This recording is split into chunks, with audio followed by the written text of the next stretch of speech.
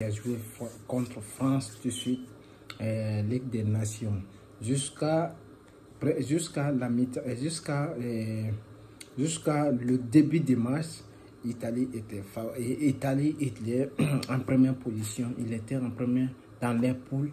Malheureusement, ils ont pris 3-1 et France est passé. Ils ont tous 13 points, mais l'égalité de buts, et France les a, parce que France les a battus sur eux, et cela veut dire l'égalité de buts. France a marqué beaucoup de buts. C'est à cause de ça ils sont passés en première position. L'Italie maintenant est en deuxième, mais ils sont tous qualifiés. Mais le match était très serré, mais bravo les Français. Ils ont fait un très grand match parce que on a regardé tout le match là. J'ai regardé tout.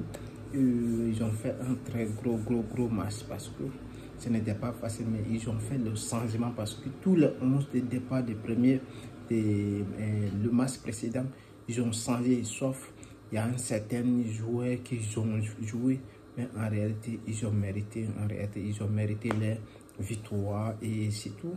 J'ai vu quelque chose de très solide dans cette équipe-là. Sur nos possessions, on a vu l'Italie qui jouait très bien le match. Ils jouaient très bien. Mais il y a quelque chose qui manque toujours l'Italie, c'est l'attaquant de pointe. Il n'a pas l'attaquant de pointe très efficace qui peut mettre beaucoup de goals. Sinon, en réalité, ils ont été énormes. D'ailleurs, ils n'ont pas mis Donnarumma dans le but. Je ne sais pas pourquoi, mais c'est comme ça. Et le compo de France, c'est toujours Konaté, Saliba, Fofana. Et on a vu Fofana qui jouait 6. Il a bien joué d'ailleurs.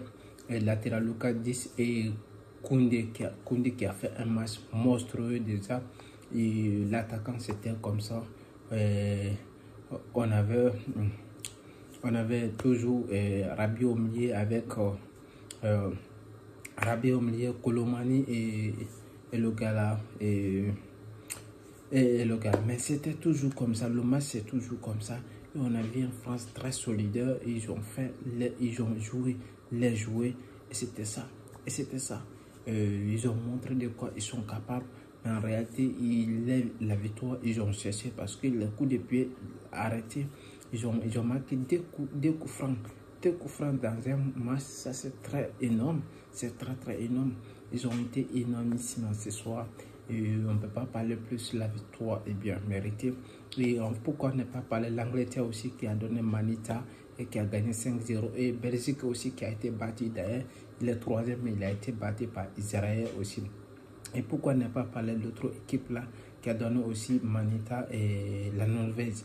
Alan qui a fait un triplé.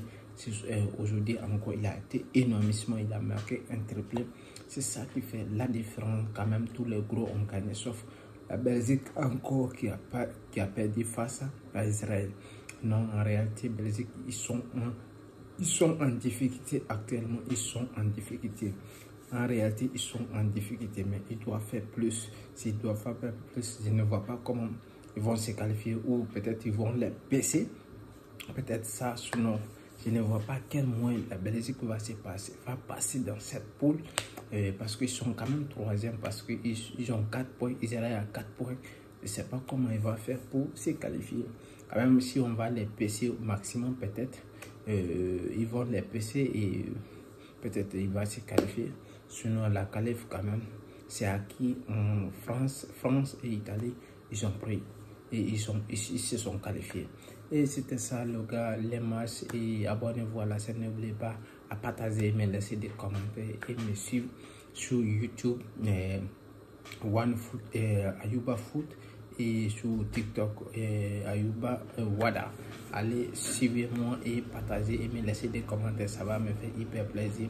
Et n'oubliez pas de prendre vos maillots. Si vous pouvez m'écrire sous le commentaire. Si vous avez supporté de Barça, d'Italie, de France, de la Guinée, du Sénégal, de la Côte d'Ivoire, vous êtes des Paris Saint-Germain, de Barça, de Real Madrid, de AC Milan, de Inter Milan, n'oubliez pas de passer votre commande.